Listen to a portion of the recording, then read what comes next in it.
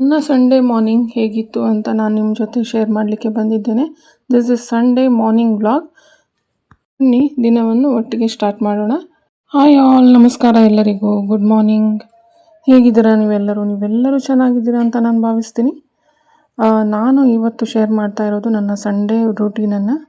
ಒಂದು ಒಳ್ಳೆಯ breakfast recipe puri ಜೊತೆಗೆ ಒಂದು ಕರಿಕೂರ ರೆಸಿಪಿ ಶೇರ್ ಮಾಡ್ತಾ ಇದ್ದೇನೆ.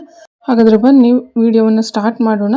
ನನ್ನ ಈ ವ್ಲಾಗ್ ನೀವು ಫಸ್ಟ್ ಟೈಮ್ ನೋಡೋರಾಗಿದ್ದರೆ ನನ್ನ ಈ ವ್ಲಾಗ್ ಇಷ್ಟ ಆಗಿದ್ದಲ್ಲಿ ಲೈಕ್ ಮತ್ತು ಶೇರ್ ಮಾಡಿ ಫ್ರೆಂಡ್ಸ್, ಮತ್ತು ಸಬ್ಸ್ಕ್ರೈಬ್ ಮಾಡಿ ನನ್ನ ಚಾನಲ್ನ, ಮತ್ತು ಸಪೋರ್ಟ್ ಮಾಡಿ ನನಗೆ.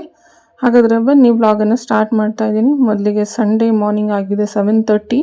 ಬೆಳಿಗ್ಗೆ 7 o'clock ಎದ್ದು ಇವಾಗ ಫ್ರೆಶ್ ಅಪ್ ಆಗಿ ಈಗ ಕಾಫಿ ಕುಡಿತಾ ಇದ್ದೀನಿ. ಕಾಫಿ ಮುಗಿಸಿದ ತಕ್ಷಣ ಇವಾಗ ನಾನು ಬ್ರೇಕ್ಫಾಸ್ಟ್ಗೆ ಪೂರಿ ಮತ್ತು ಆಲೂ ನಾರ್ತ್ ಇಂಡಿಯನ್ ಸ್ಟೈಲ್ ಆಲೂ ರಸ ಬಾಜಿ ಮಾಡ್ತಾ ಇದ್ದೀನಿ. ಯಾವಾಗಲೂ ಪೂರಿ ಜೊತೆ ಆಲೂಗಡ್ಡೆ ಬಾಜಿನೇ ಮಾಡೋದು. ಅದರ ಬದಲು ಆಲೂಗಡ್ಡೆ ಪಲ್ಯದ ಬದಲು ಇವತ್ತು ಆಲೂಗಡ್ಡೆಯಿಂದ ಮಾಡಿರುವಂತಹ ರಸ ಬಾಜಿಯನ್ನು ಮಾಡ್ತಾ ಇದ್ದೀನಿ. ನಾರ್ತ್ ಇಂಡಿಯನ್ ಸ್ಟೈಲ್ ಇದು.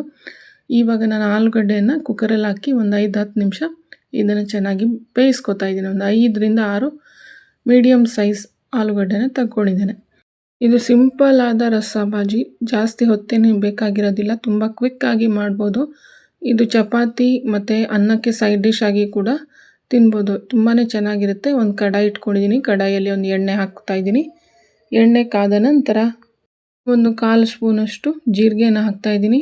ಜೀರಿಗೆ ಚಟಪಟ ಅಂದ ಮೇಲೆ 5 ಕಾಳಷ್ಟು ಮೆಂತ್ಯವನ್ನು ಹಾಕ್ತಾ ಇದ್ದೀನಿ. ಇದನ್ನು ಸ್ಕಿಪ್ ಮಾಡೋಕ್ಕೆ ಹೋಗ್ಬಿಡಿ, ತುಂಬ ಒಳ್ಳೆ ಫ್ಲೇವರ್ ಕೊಡುತ್ತೆ. ಹಾಗಂತ ಮೆಂತ್ಯ ಕಾಳು ಜಾಸ್ತಿ ಹಾಕಿದರೂ ಕೈ ಬಂದುಬಿಡುತ್ತೆ.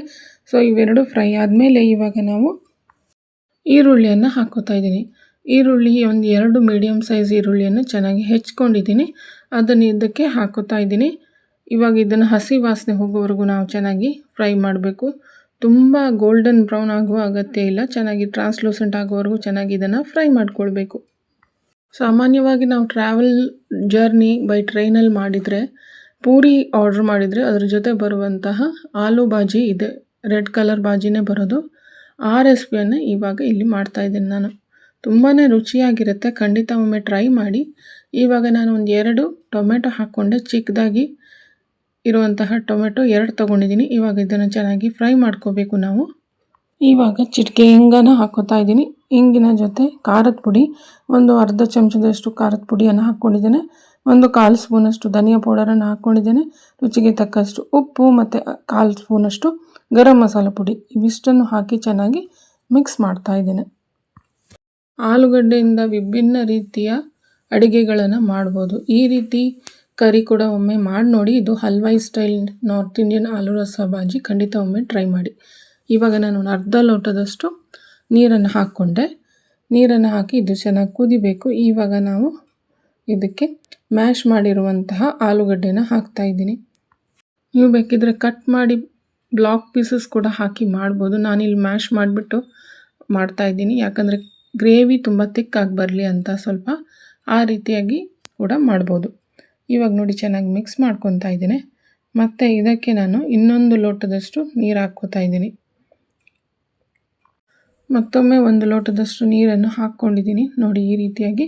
ಇವಾಗ ಇದಕ್ಕೆ ನಾವು ಇವಾಗ ಚೆನ್ನಾಗಿ ಕುದೀತಾ ಇದೆ, ಸ್ಟಾರ್ಟ್ ಆಯಿತು. ಅದಕ್ಕೆ ಒಂದು ಅರ್ಧ ಚಮಚದಷ್ಟು ಪಾವ್ ಭಾಜಿ ಮಸಾಲನ್ನು ಕೂಡ ಹಾಕ್ಕೊಂಡಿದ್ದೇನೆ. ಇವೆಲ್ಲವನ್ನು ಹಾಕಿ ಚೆನ್ನಾಗಿ ಇವಾಗ ಕುದಿಸ್ಬಿಟ್ಟು ಮೇಲ್ಗಡೆಯಿಂದ ನಾನು ಕೊತ್ತಂಬರಿ ಸೊಪ್ಪನ್ನು ಕಟ್ ಮಾಡಿರುವಂಥದ್ದು ಹಾಕ್ತಾ ಇದ್ದೇನೆ. 3-4 ನಿಮಿಷದಿಂದ ಇದು ಬೇಯ್ತಾನೇ ಇದೆ ಚೆನ್ನಾಗಿ. ಇವಾಗ ಒಂದು ಅರ್ಧ ಚಮಚದಷ್ಟು ಕಸೂರಿ ಮೇಥಿಯನ್ನು ತಗೊಂಡಿದ್ದೇನೆ.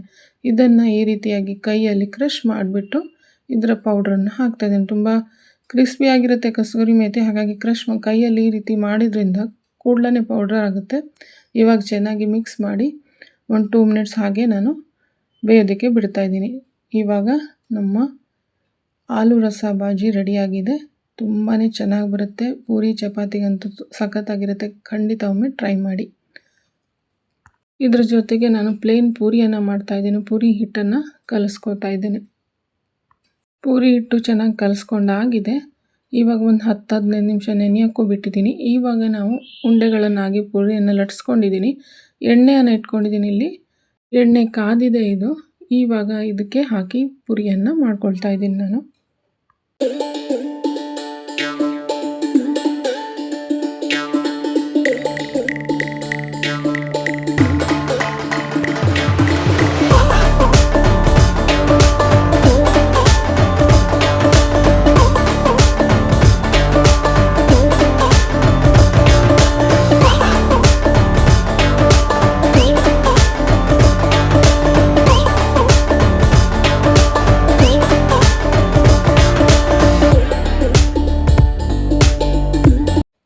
ಪೂರಿ ಮತ್ತು ಬಾಜಿಯನ್ನು ಮುಗಿಸ್ಬಿಟ್ಟು ಬ್ರೇಕ್ಫಾಸ್ಟ್ ಎಲ್ಲ ಮುಗಿಸ್ಕೊಂಡು ಇವಾಗ ಮಾರ್ಕೆಟ್ಗೆ ಬಂದಿದ್ದೀವಿ. ತರಕಾರಿ ಏನೂ ಇರಲಿಲ್ಲ, ಹಾಗಾಗಿ ವೀಕ್ ಎಂಡ್ ಇರೋದ್ರಿಂದ ವೀಕ್ ಡೇಸ್ಗೆ ಬೇಕಾಗಿರುವಂತಹ ತರಕಾರಿ ಎಲ್ಲ ಶಾಪ್ ಮಾಡ್ಕೊಂಡು ಬಂದಿದ್ದೀನಿ. ತುಂಬಾ ಫ್ರೆಶ್ ಆಗಿರುವಂತಹ ತರಕಾರಿ ಸಿಕ್ತು ಅಂತ ಸ್ವಲ್ಪ ಜಾಸ್ತಿನೇ ತಗೊಂಡು ಬಂದಿದ್ದೀನಿ. ನನ್ನ ಈ ಬ್ಲಾಗ್ ನಿಮಗೆ ಹೇಗೆ ಅನಿಸ್ತು ಅಂತ ನನಗೆ ಕಾಮೆಂಟ್ ಮೂಲಕ ತಿಳಿಸಿ. ನನ್ನ ಈ ಬ್ರೇಕ್ಫಾಸ್ಟ್ ರೆಸಿಪಿ, ಕರಿ ರೆಸಿಪಿ ಹೇಗೆ ಅನಿಸ್ತು ಅಂತ ನನಗೆ ಕಮೆಂಟ್ಸ್ ಮೂಲಕ ತಿಳಿಸಿ. ಮತ್ತೆ ಸಿಗೋಣ ಇನ್ನೊಂದು ಬ್ಲಾಗಲ್ಲಿ ಮತ್ತಷ್ಟು ರೆಸಿಪಿ ಮತ್ತು ಶಾಪಿಂಗ್ ಮತ್ತು ಟಿಪ್ಸ್ ಒಂದಿಗೆ. ಅಲ್ಲಿಯವರೆಗೂ ಹೆಲ್ದಿ ಆಗಿರಿ, ಖುಷಿಯಾಗಿರಿ, ಶೇರ್ ಮಾಡ್ತಾ ಇರಿ ನನ್ನ ವಿಡಿಯೋನ. Thank you for watching. Take care of yourself. Bye.